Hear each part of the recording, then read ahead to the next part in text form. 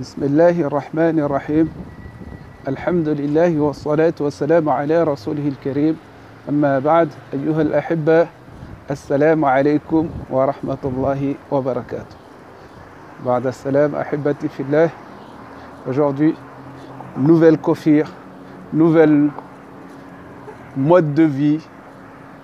On est toujours musulmans, ne vous inquiétez pas. Un nouveau départ, Inch'Allah, bi'idnihi al-karim. Alors, c'est pas ça l'objectif d'aujourd'hui. Mais mes frères et sœurs, s'est arrêté sur quoi on s'est arrêté, vous savez, sur la tahara, sur la pureté, la propreté,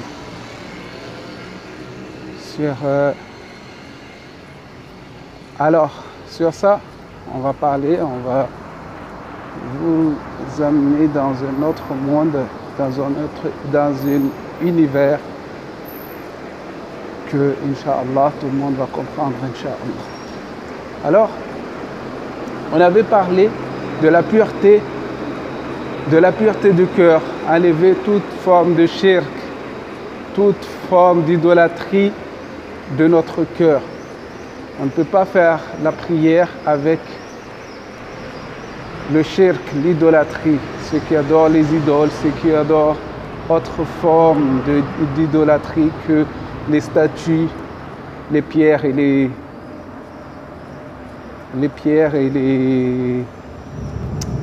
les bois. Il y en a qui adorent les djinns, il y en a qui adorent les oiseaux, les animaux, tout ça là, tout ça, il faut enlever de notre cœur pour pouvoir prier Dieu, pour pouvoir prier Allah unique. Pour avoir l'unicité de Dieu, il faut enlever tout ça de notre cœur. Alors, on s'est arrêté là. Et on s'est dit, il y a 3 autres formes de purification aussi. 3 autres formes. Première forme, c'est la purification des vêtements, purification de corps et la purification de l'endroit où on prie. On va l'amener autrement que ce que vous connaissez. On va y aller autrement que ce que vous connaissez. Ou bien pour certains, ce serait un rappel. Pour ceux qui me connaissent et qui m'ont déjà écouté, qui ont fait la madrasa avec moi, ils connaissent cela. Alors, premièrement, quand on parle de la pureté, c'est toute forme de pureté, il y a aussi la pureté des vêtements. Les vêtements, pourquoi? Pourquoi on dit les vêtements, c'est pas pureté des impuretés majeures et impuretés mineures, comme on dit l'impureté majeure, l'urine, et l'impureté comme l'urine et l'excrément, mais c'est une impureté sur le vêtement. Le vêtement que tu as volé, tu ne peux pas faire la prière avec ce vêtement-là. Le vêtement que tu as acheté avec l'intérêt, il est impur. Il est impur, même si tu fais la prière avec, mais ta prière n'est pas vraiment une prière. Et aussi les vêtements, il y a aussi le corps. On mange de l'intérêt. Si tu manges de l'intérêt, alors ta prière serait une prière. Mais quelle prière serait-il? Alors que ton corps est impur. Ton corps est impur. Quelle prière serait ta prière? C'est difficile d'accepter que ma prière n'est pas prière si je fais wudu, je fais toutes les actions qu'il faut mais il y a des choses qui manquent. Puis, il y a la maison. On prend des intérêts pour acheter la maison, ou bien les gens, ils achètent et ils donnent de l'argent pour construire des mosquées, mais l'argent-là, ils l'ont pris avec intérêt. Ils ont gagné avec l'argent d'intérêt, ou bien des vendeurs d'alcool, ils donnent leur argent pour construire des mosquées. Cet endroit est un endroit impur. On ne peut pas prier dans un endroit impur parce que c'est un vendeur d'alcool, vendeur des choses impures.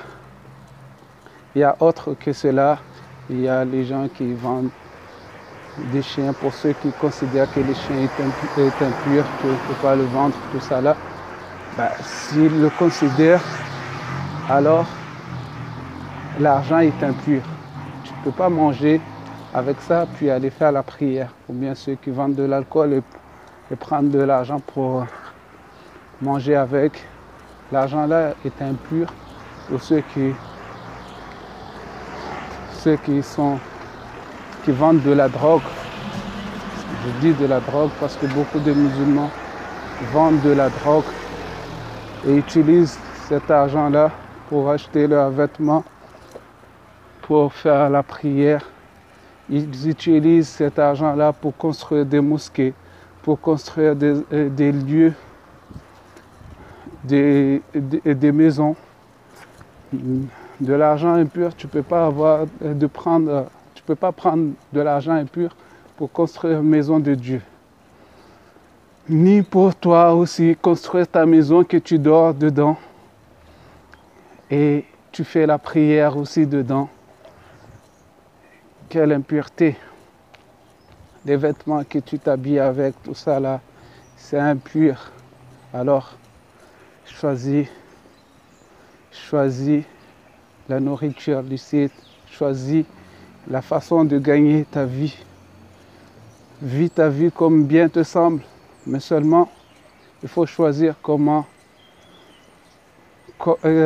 il faut choisir les moyens licites. Il y a beaucoup de moyens licites pour gagner de l'argent, pour gagner licitement notre vie. Alors prenons ce moyen et vivons licite et faisons la prière comme il se doit. Comme il se doit.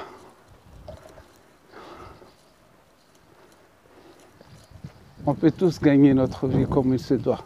On peut tous gagner notre vie comme il se doit. Mais il faut le chercher, il faut le vouloir. Si tu cherches le licite, si tu cherches à contenter ton Seigneur, alors ton Seigneur sera avec toi. Si tu cherches à vivre ta vie sans te soucier d'où provient ta nourriture, d'où provient